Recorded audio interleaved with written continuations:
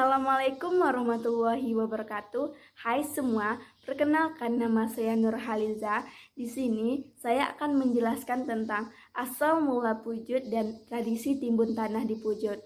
Video kali ini untuk memenuhi tugas dari mata kuliah Sejarah Sastra dengan dosen pengampu Dr. Mangatur Sinaga M. Hum. Nah, untuk mengetahui ceritanya, mari kita simak video berikut.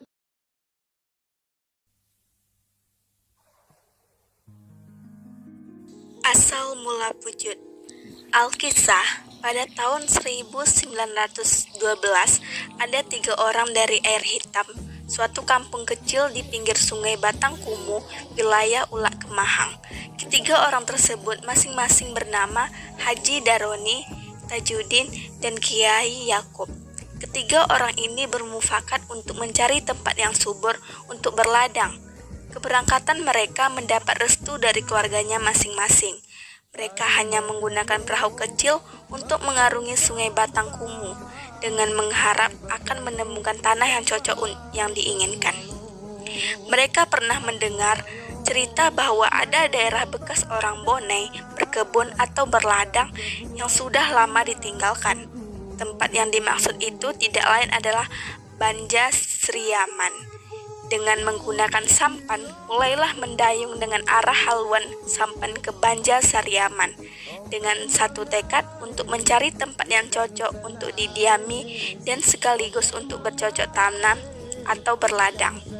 Di dalam perjalanan di Sungai Batangkumu, tepatnya di daerah pelosong yaitu tempat orang menjala ikan, bertemulah mereka dengan orang Bonai yang sedang menganyo. Orang yang menganyo mengatakan, jika hendak mencari tempat berladang, di sana nanti ada pohon pauh yang besar.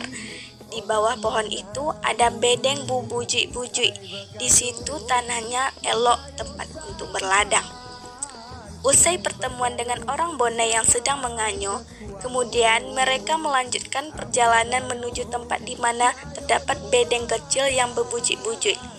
Tidak lama kemudian, sampailah Haji Daroni, Tajudin, dan Kiai Yakub di daerah yang tanahnya sangat subur dan sangat cocok untuk bercocok tanam. Melihat kondisinya seperti itu, mereka tidak lengah lagi, lalu mendirikan tenda untuk tempat tinggal sementara.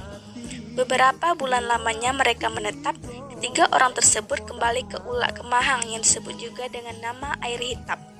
Mereka menyampaikan berita bahwa selama ini mereka telah tempat yang cocok untuk berladang dan bisa ditanami padi dan juga palawija. Dari kabar gembira itulah ketiga orang ini ingin mengajak keluarganya pindah dan menetap di tempat baru tersebut.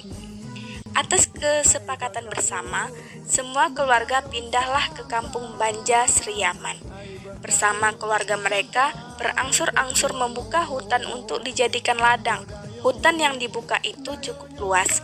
Dalam pembukaan hutan ini, mereka dibantu orang Bonai dengan imbalan upah berbentuk tembakau dan ontom. Ladang yang dibuka ditanami dengan padi dan tanaman palawija, dan disisip dengan pohon para atau karet. Menjelang tanaman para atau karet mendapatkan hasil, mereka hidup dengan memanfaatkan tanaman padi, palawija seperti kacang-kacangan, jagung, tebu, dan nenas. Hasil ladang dijual kepada pedagang yang datang dari Tanah Putih. Hari berganti hari, bulan berganti bulan, dan tahun berganti tahun. Tanaman para atau karet sudah dapat dideres atau disadap. Dari tahun ke tahun, hasilnya semakin meningkat.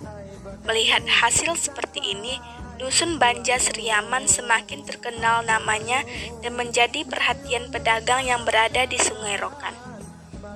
Haji Daroni, Tajudin, Kiai Yakub mengajak seluruh keluarga dan kerabat dekatnya untuk berpindah dari Air Hitam ke Banja Sriaman. Kemudian, Banja Sriaman berkembang dan bertambah ramai penduduknya. Lama-kelamaan, Sungai Batangkumu dan Sungai Rokan sepanjang Banja Sriaman menjadi pusat berlabuhnya kapal-kapal dan sampan para pedagang dalam memperjualbelikan hasil perkebunan dan bahan makanan yang berasal dari daerah lain. Beberapa tahun kemudian, atas dasar musyawarah bersama, nama Kepenghuluan Banja Sri Aman diubah menjadi Kepenghuluan Pujuy. Dasar pergantian nama Banja Sri Aman menjadi Pujuy terkait dengan ingatan ketiga tokoh pendiri kampung ini akan kisah sewaktu pertama kali membuka kampung tersebut. Soalnya, ketiganya mencari tempat berladang. Waktu itu berjumpa dengan orang Bone yang sedang menganyong, yang langsung menunjukkan suatu tempat yang ada rumpun pahu besar, yang di bawah rumpun itu ada bedeng bubujuy-bujuy. Kata bujuy inilah yang dijadikan dasar untuk penamaan Kepenghuluan Pujuy. Kata pujuy ini diambil dari istilah bahasa tempatan dari kata bubujuy yang artinya berkelompok-kelompok, tidak beraturan. Seiring berjalannya waktu dan zaman, maka mengikuti tata pemerintah bahwa Kepenghuluan Pujuy diubah menjadi desa. Maka seiring dengan pergantian Kepenghuluan menjadi desa, maka nama Pujuy entah dengan alasan apa berubah pula menjadi Desa Pujut. Tradisi timbun tanah adalah berdasarkan filosofinya kita hidup di kandung adat dan mati di kandung bumi. Jadi daripada itu saat hidup diadatkan dan saat mati diadatkan terakhir dengan tradisi timbun tanah. Tradisi ini dilakukan setelah 100 hari almarhum meninggal dunia. Tradisi ini hanya dihadiri oleh pemerintah setempat seperti camat, lurah, penghulu, dan 11 pucuk suku yang ada di kampung Pujut.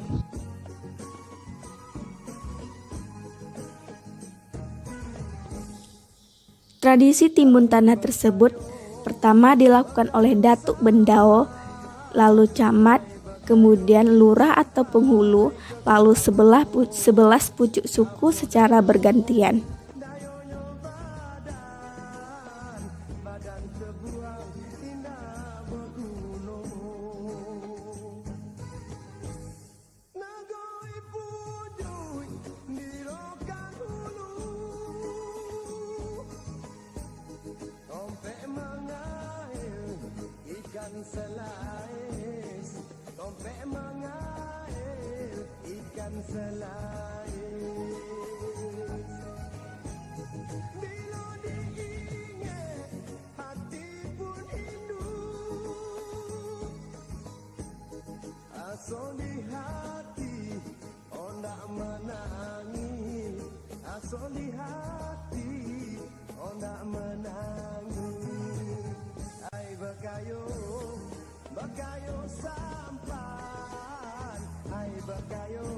Sampai ke Kualo, apo dayo yo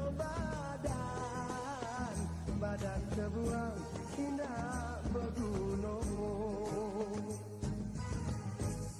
Antau lambai tolong mangkanan, duola tigo ai tempo dak mati, duola tigo ai tempo dak mati. Kemudian pemasangan tanda batu nisan oleh Sumondu Tu, yaitu menantu tertua di suku almarhum.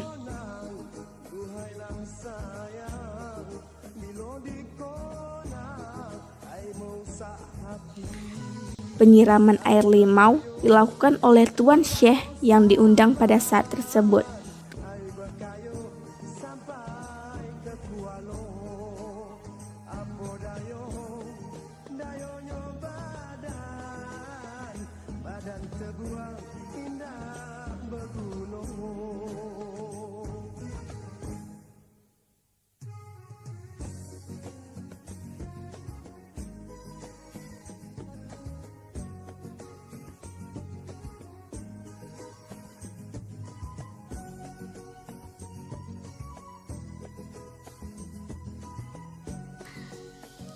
Acara terakhir yaitu ratib tahlil dan ditutup dengan doa.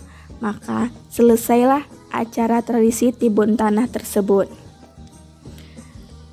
Dari dulu hingga sekarang, tradisi timbun tanah ini masih dilakukan tanpa ada perubahan sedikit pun.